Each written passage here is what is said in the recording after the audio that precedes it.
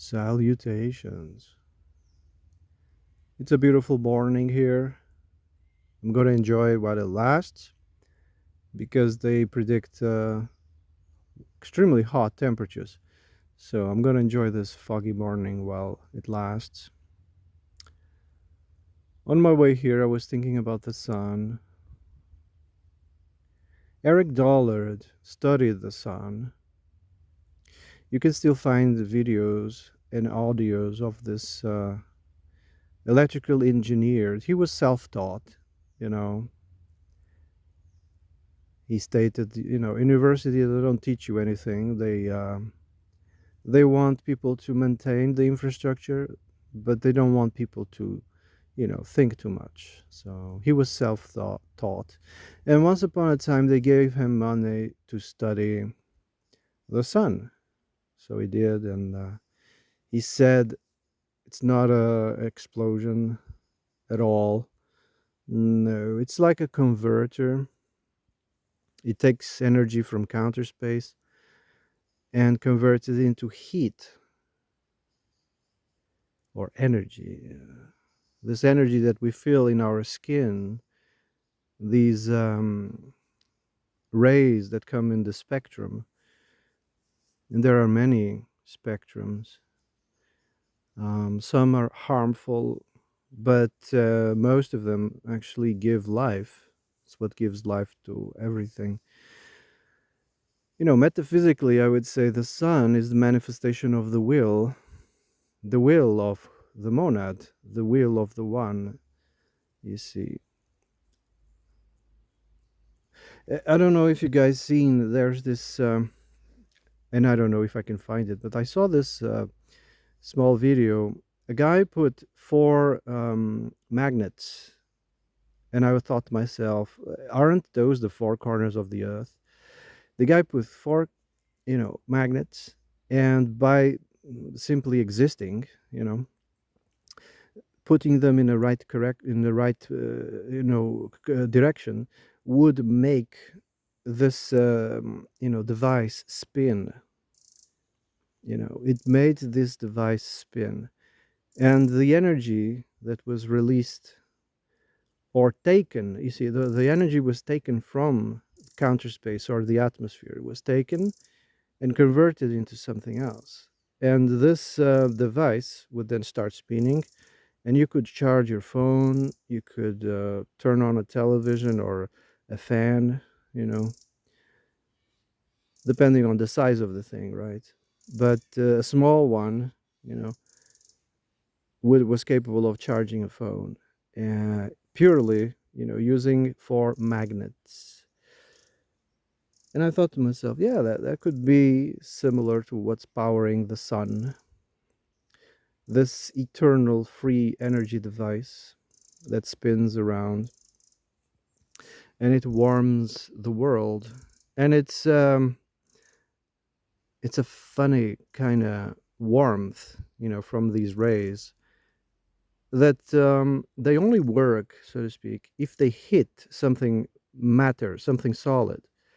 You see, it becomes extremely hot, not because the sun, is shining. No, it's because the surface that's reflecting the sun, right? It all depends on the surface. If the surface is rocky, you know, rocks, they don't really absorb this energy. No, they store it, and it becomes extremely hot. These cement surfaces or rock, they become so hot that you can fry eggs on it. And this is the cause of, forest fires. It's when these rocks get heated to extreme temperatures by the sun, quote unquote, because they store energy, they don't know what to do with it. So eventually it becomes so hot. If you have, dry straw or hay or something, vegetation dried up, it can ignite. I suppose that's how it works. But if, for instance, these UV rays hit a tree, they are neutralized immediately. The tree feeds off of these rays, it turns these rays into matter and it grows, you know. So the trees pick up humidity from the roots and humidity from the atmosphere and light, or should I say illumination from the sun, and they grow, slowly, but they do. And I suppose that's how, everything else around the world functions, converting this energy released by the sun. The sun, like it is said in metaphysics, can be a creator, can be a maintainer of life. You see, everything, almost everything depends upon it. And it can also be a destroyer in the case of fire, because you can ignite fires, you see. Um,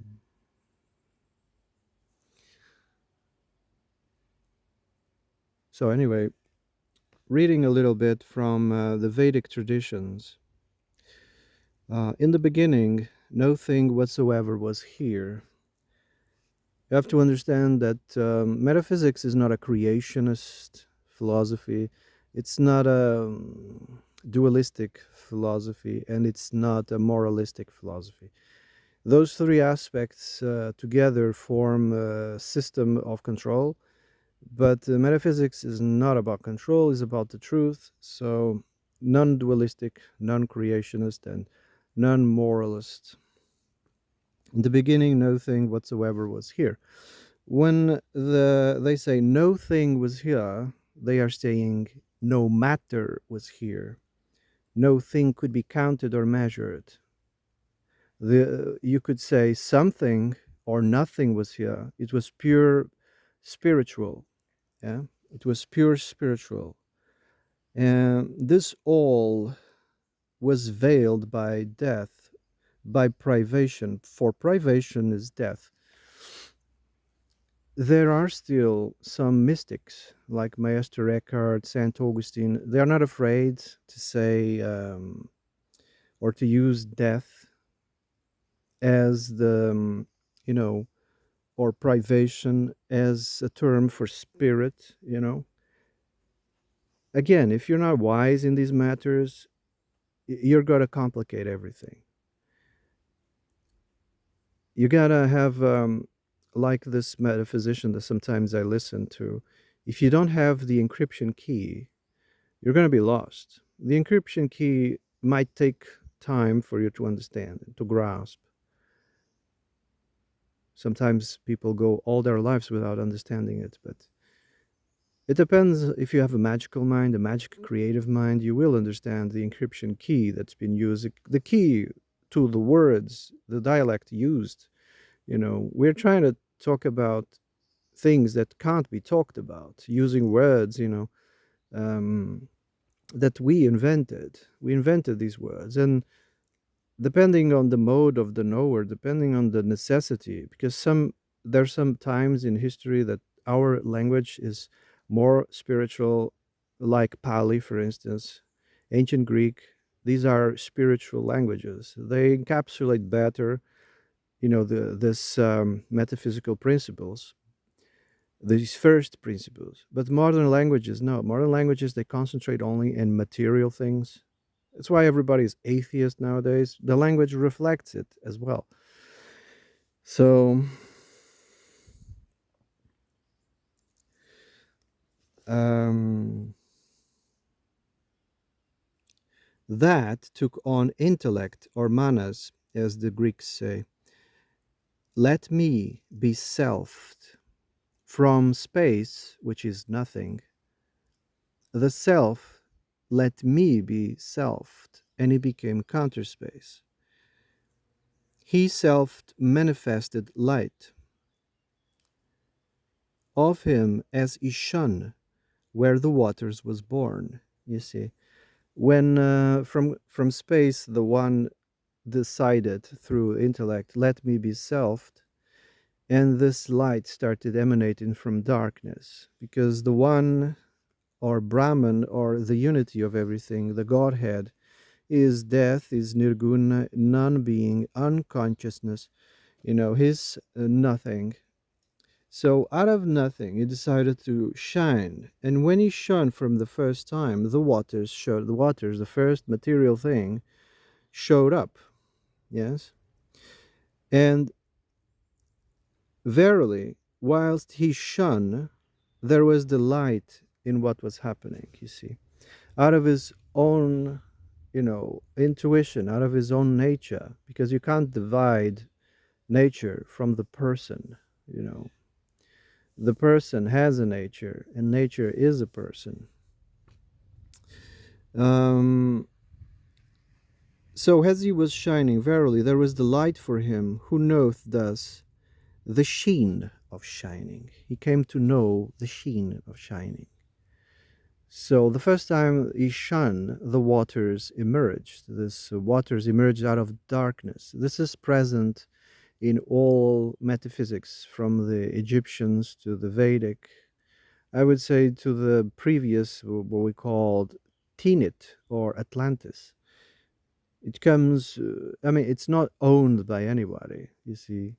It's not owned. Philosophy is not owned by anybody. The principle of metaphysics, of Philosophia Perennis, is that nobody is the owner. Yeah, that's the beauty of it. Only those who are materialists think in those terms, that they can own everything. This is mine. I'm going to patent it. If anyone uses, I'm going to, pursue them in court. No, metaphysics doesn't belong to anybody. Philosophy, natural philosophy, doesn't belong to anybody. So when you hear Socrates or Plato or uh, others, other philosophers, these are probably the most well known. When you see them writing things, or some so and so said something, or so and so wrote something, it's not theirs. It's not theirs, you see. It exists way before them. These are probably the works that are more well known, that was left behind, you know.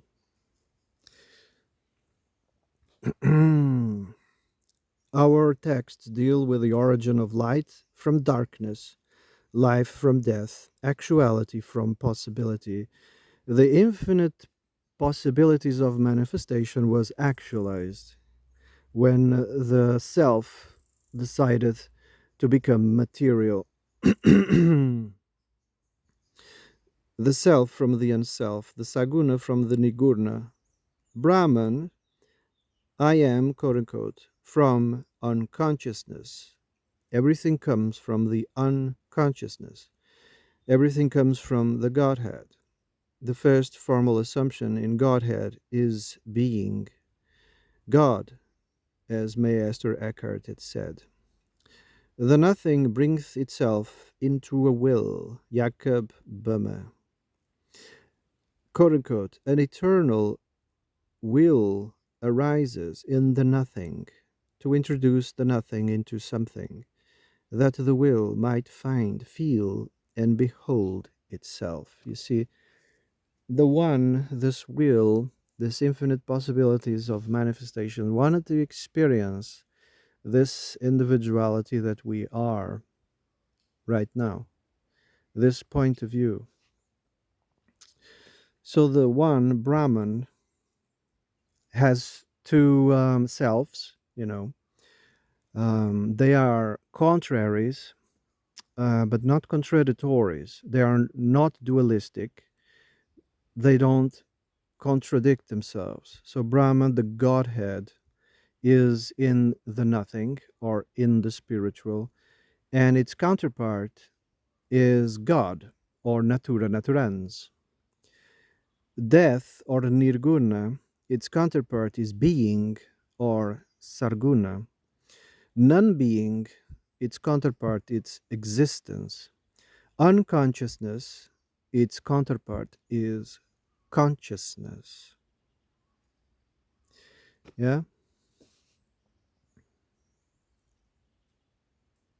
So these are all analogies, you see, using language to encapsulate the absolute, which is impossible to do so. This tears, mathematicians, they rip their hair out. Mathematicians, they like to calculate everything.